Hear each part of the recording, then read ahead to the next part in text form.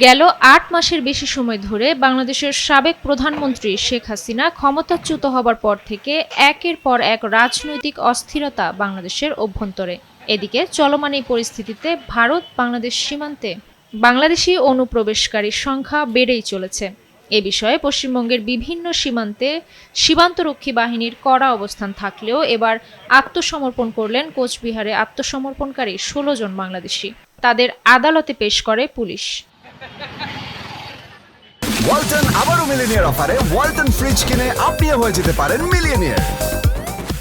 শুক্রবার দুপুর ১টা নাগাদ কোচবিহার কোতোয়ালি থানার পুলিশ এই ১৬ জন বাংলাদেশিকে নিয়ে প্রথমে মেডিকেল কলেজে যায়। সেখানে তাদের স্বাস্থ্য পরীক্ষা এবং পরবর্তীতে তাদের আদালতে তোলা হলে বিচারক তাদের মধ্যে ২ জনকে ১০ দিনের পুলিশ রিমান্ড ও বাকিদের ১৪ দিনের জেল হেফাজতের নির্দেশ দেয়। SATV digital.